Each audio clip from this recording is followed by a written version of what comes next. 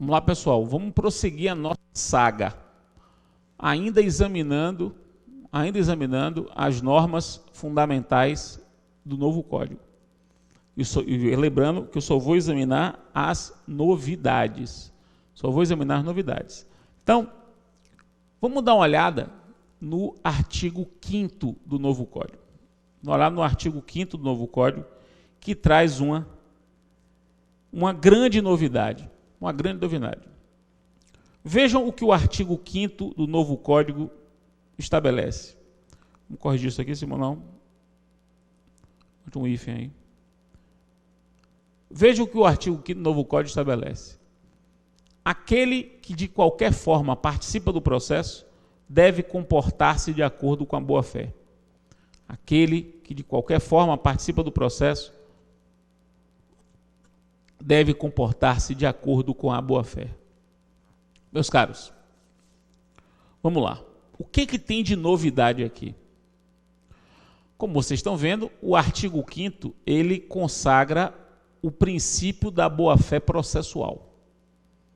O princípio da boa-fé processual, que está consagrado logo no artigo 5º, como um dos pilares do novo Código. Logo no artigo 5º, como um dos pilares do novo Código. Ora, antes desse artigo 5º, a doutrina tinha que extrair o princípio da boa-fé no processo do devido processo legal. Porque não tinha no corpo do Código de 73 um enunciado que deixasse clara a existência desse princípio.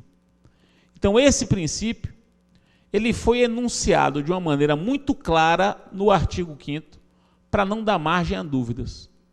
Então, ele que já era uma consequência do devido processo legal, passa a ter previsão expressa no texto do CPC. Então, essa é a primeira observação que eu quero fazer. A segunda observação que eu quero fazer é a seguinte: observem a redação do artigo 5º. Aquele que de qualquer forma participa do processo. Por que a redação é assim? Aquele que de qualquer forma participa do processo. Ora, a redação é assim exatamente para deixar claro que o princípio da boa-fé, ele se dirige a todos os sujeitos do processo, inclusive o juiz. O juiz também deve comportar-se de acordo com o princípio da boa-fé. Não é só as partes. Juiz, perito, advogado, testemunha, todos os sujeitos do processo devem comportar-se de acordo com a boa-fé. Essa redação, inclusive, meus caros, ela é cópia da redação do Código Civil Suíço, do CPC Suíço, não o Código Civil, o CPC. A cópia do Código de Processo Suíço. Mesma coisa. O que os caras disseram lá, colocamos aqui, só que em português. Então acaba essa discussão sobre se o princípio da boa-fé, ele incide apenas para as partes. No direito brasileiro, o princípio da boa-fé é um princípio que incide para qualquer sujeito processual. Pode tirar da tela, Simonal, vamos voltar. Vamos lá, vamos agora dissecar esse princípio. Esse princípio exige da gente uma atenção toda especial. Repare, a primeira coisa para vocês compreenderem esse princípio é que vocês não podem confundir boa-fé subjetiva com boa-fé objetiva. É a primeira distinção que é indispensável para compreender esse dispositivo. Então vamos aprender a distinção entre boa-fé objetiva e boa-fé subjetiva. Boa-fé subjetiva, meus caros, boa-fé subjetiva é um fato da vida, Que fato é esse? O fato de alguém acreditar que está agindo licitamente. Estar de boa fé subjetiva é ter a crença de que seu comportamento é lícito. É um fato, o fato de o sujeito acreditar que o seu comportamento é lícito. Isso é um fato da vida. Esse fato de o sujeito acreditar que está agindo licitamente é um fato que muitas vezes é levado em consideração pelo legislador. Muitas vezes ele é levado em consideração pelo legislador. Por exemplo, o caso da posse, que diz respeito à posse. Às vezes o legislador diz assim: o possuidor de boa fé tem direito aos frutos. O que é que o legislador está fazendo aí? Ele está colocando a boa fé, que é a crença de estar agindo licitamente, como um fato apto a gerar consequências jurídicas. Isso é a boa-fé subjetiva, que é um fato, que é essa crença íntima de estar agindo licitamente. Agora, o que é a boa-fé objetiva? O que é a boa-fé objetiva? Boa-fé objetiva não é um fato, é uma norma. A boa-fé objetiva é uma norma, mais precisamente um princípio. É o princípio segundo o qual os comportamentos humanos devem estar pautados em um padrão ético de conduta. A boa-fé objetiva é a norma que impõe que o comportamento seja em conformidade com um padrão ético de conduta. Não tem nada a ver com a crença do sujeito. A boa-fé é objetiva exatamente por isso, porque ela exige uma conduta, porque essa conduta é considerada uma conduta ética. Pouco importa se o sujeito está ou não de boa fé íntima, ou seja, se ele tem ou não crença de estar agindo licitamente, isso é irrelevante.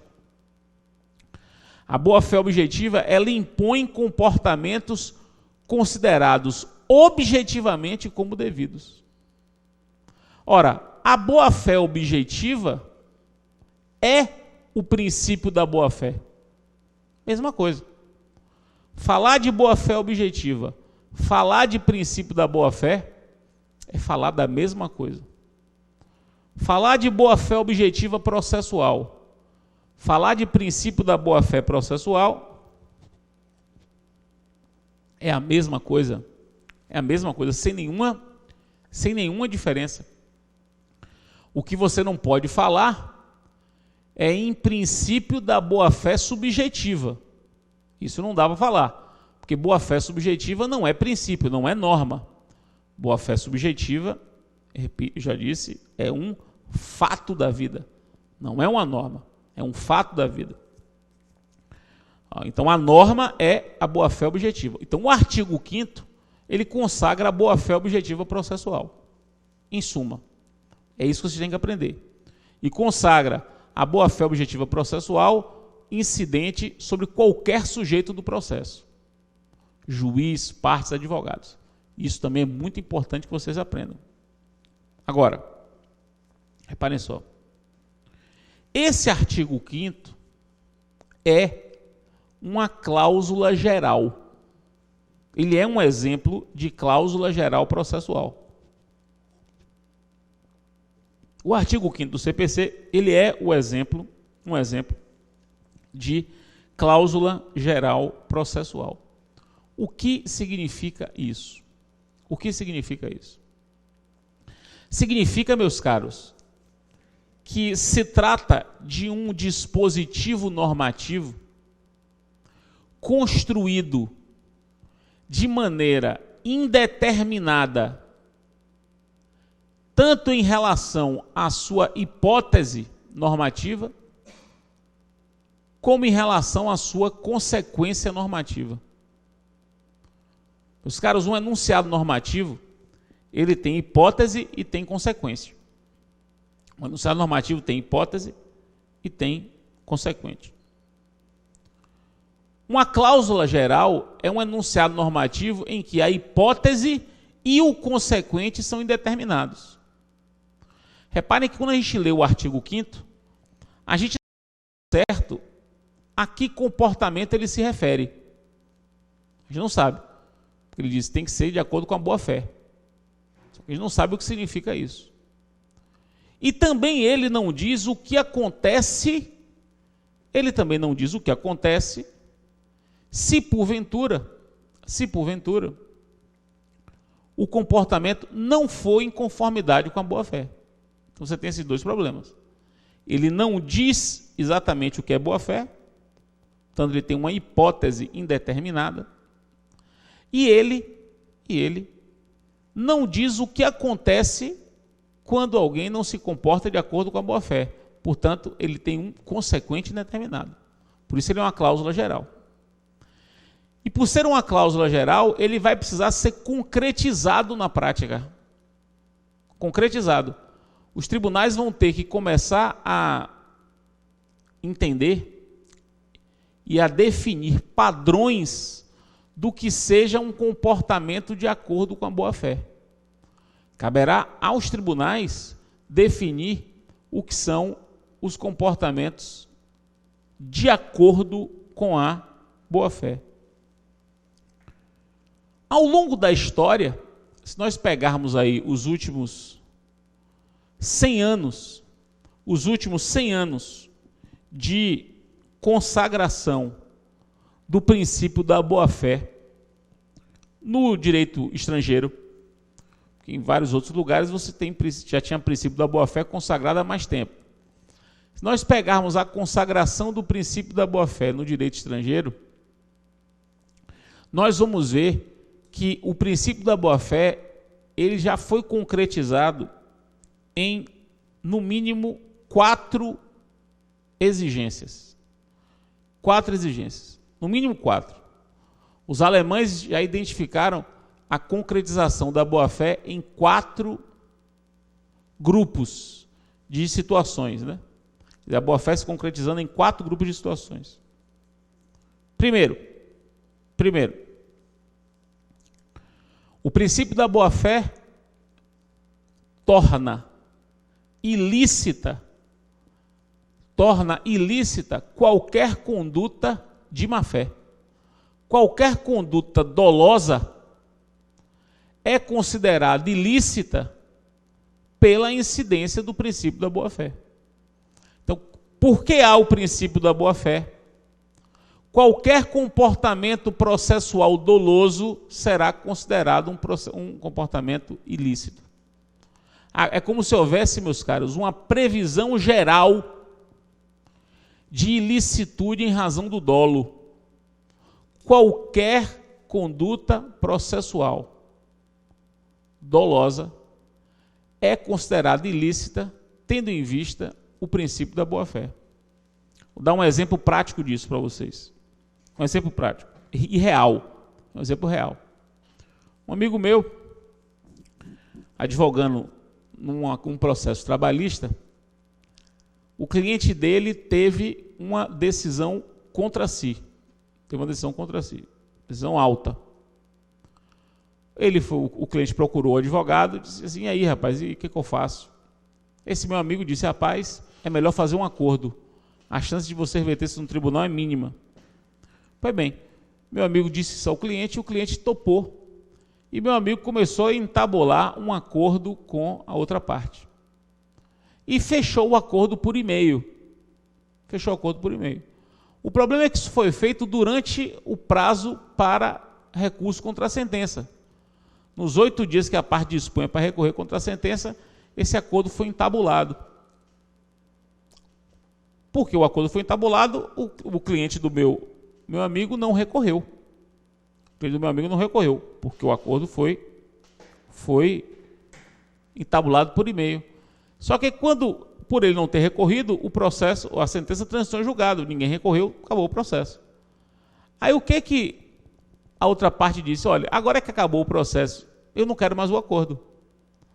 Agora que acabou o processo, eu não quero mais o acordo. Pô, mas você não tinha fechado o acordo por e-mail? Não, agora eu não quero mais. E aí transitou em julgado. Então veja que situação. Aí esse meu amigo me procura, Fred, eu preciso ter esse prazo de volta. Eu fui enganado. Eu preciso ter esse prazo de volta. Eu disse, não tem problema. Você vai alegar que esse comportamento da outra parte violou a boa-fé. Violou o princípio da boa-fé. Por quê? Porque se trata de um comportamento doloso, que por ser doloso é contrário ao princípio da boa-fé e, portanto, é ilícito. Então, essa é a primeira concretização do princípio da boa-fé, clara, porque com ela você visualiza um tipo de comportamento que é considerado ilícito por influência do princípio da boa-fé. Vamos para um segundo. O segundo comportamento tido por ilícito, por influência do princípio da boa-fé, é o abuso do direito no processo. Abuso do direito no processo é considerado um comportamento ilícito. Por quê? Porque é contrário à boa-fé. Qualquer abuso do direito no processo, qualquer um, meus caros, qualquer abuso do direito no processo, ele passará a ser considerado de forma muito clara como um comportamento ilícito. E aí, por ser ilícito, não pode ser aceito. É como se houvesse, meus caros, uma proibição geral para o abuso do direito no processo. É como se houvesse uma proibição geral para o abuso do direito no processo. Proibição que decorre do princípio da boa-fé. Então, um exemplo. Vocês imaginem que o autor, ele tem o direito de negar a sucessão do réu pelo adquirente de coisa litigiosa. Se um terceiro adquire coisa litigiosa, esse terceiro pode entrar no lugar do réu. Então, o réu vai para casa, esse terceiro entra no lugar do réu. Mas para que o terceiro entre no lugar do réu, o terceiro adquirente da coisa litigiosa entre no lugar do réu, é preciso que o autor consinta. Então é direito do autor consentir. Beleza, é direito dele. Imaginem, porém, que ele negue consentimento a essa sucessão, mas negue de maneira irrazoável, negue de maneira não fundamentada. Esse comportamento é um abuso do direito no processo e não pode ser tolerado. Você vai me dizer, mas Fred, é direito dele negar. Sim, é direito dele negar. Só que o direito dele não pode ser exercido de maneira não pode ser exercido de maneira abusiva. Ele pode negar, mas que haja um mínimo de justificativa para isso. O mero capricho não se tutela. Isso é abuso do direito, comportamento ilícito, agora contrário, porque viola o princípio da boa-fé. O terceiro comportamento tido como ilícito, porque violador da boa-fé, é o comportamento contraditório. O que é o comportamento contraditório? O que é o comportamento contraditório e por que ele é ilícito? Reparem só, meus caros. Se eu pratico um ato, e esse meu ato gera em outra pessoa a expectativa de que eu manterei uma coerência na minha atuação, esse meu ato gera em outro a expectativa de que eu manterei a coerência na minha condução, na minha atuação. Se porventura eu vier a frustrar isso, eu estarei me comportando contraditoriamente. E o comportamento contraditório é um comportamento ilícito, porque contrário à boa-fé. Porque contrário à boa-fé. É aquilo que no direito civil, meus caros, Simonal, uma tela branca para mim, por favor. É aquilo que no direito civil se chama de proibição do venire contra factum proprium. Proibição do venire contra factum proprium. Proibição de comportamento contraditório, contraditório às próprias atitudes. O comportamento contraditório é um comportamento que viola a boa-fé. Por quê? Porque você surpreende uma parte que confiava em você, tendo em vista um comportamento seu anterior. Um exemplo clássico de venire contra factum proprium no processo, vamos botar Simonal para mim. Um exemplo clássico de venire contra factum proprium no processo, conduta, repito, proibida, é aquela do executado que oferece à penhora um bem, o executado apresenta um bem para ser penhorado e depois alega a impenhorabilidade desse bem. Você imagina, o sujeito, ele traz o bem para a penhora, ele traz e depois ele alega que o bem é impenhorável. Isso, meus caros, isso é um comportamento contraditório, proibido pelo princípio da boa-fé, porque o princípio da boa-fé no processo também gera a proibição de venire contra factum próprio. A quarta concretização do princípio da boa-fé,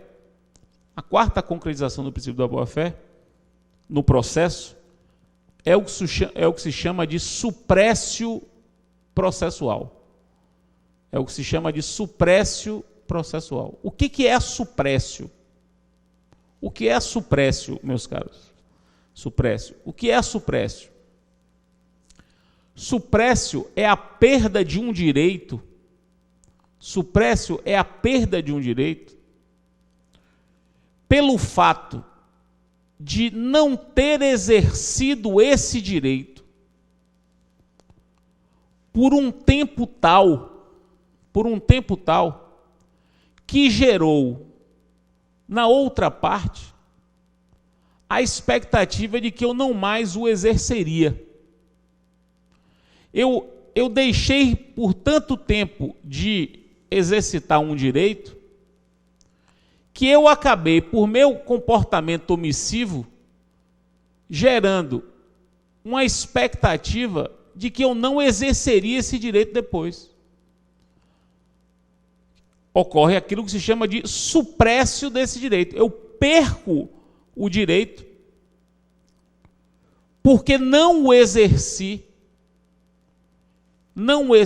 e esse não exercício gerou no outro uma expectativa de que eu não exerceria. Repare, não é só o não exercício, é o não exercício que gera a expectativa de que o direito não será mais exercido. Isso é um negócio sofisticado. A suprécio é um instituto sofisticado, mas é um instituto amplamente consagrado no direito privado. No direito privado, as pessoas dizem que o princípio da boa-fé faz com que surja a suprécio a perda de um direito pelo não exercício que acarretou no outro uma expectativa legítima de que o direito não seria exercido. Isso é muito tranquilo. O que os alemães disseram? E eu concordo. Que é possível falar de suppresso no processo. É possível falar de suppresso no processo. É possível falar de um fenômeno como esse no processo. E eu dou um exemplo.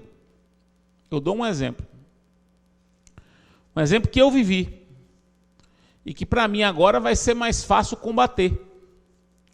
Eu tive um caso como advogado que o processo tramitou durante 10 anos.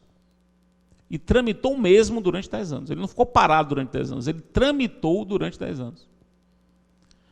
Tudo, audiência, depoimento pessoal, perícia.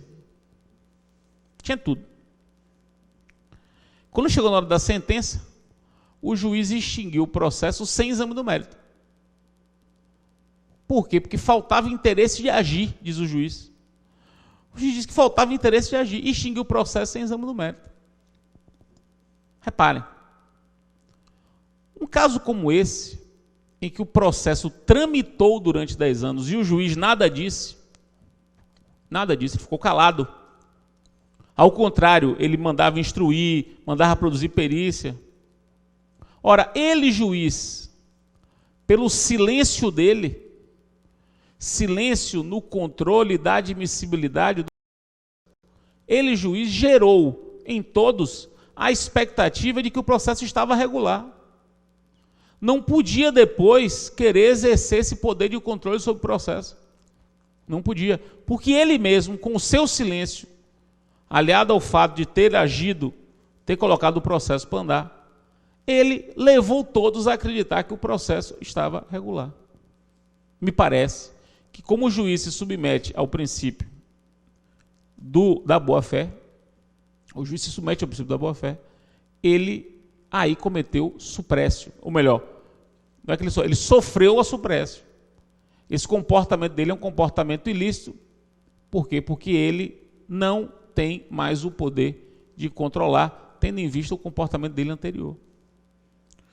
Então, essas 4 concretizações do princípio da boa-fé processual, vedação de comportamentos dolosos, proibição geral de abuso de direito, proibição de comportamento contraditório e suprécio, são 4 concretizações muito famosas do princípio da boa-fé.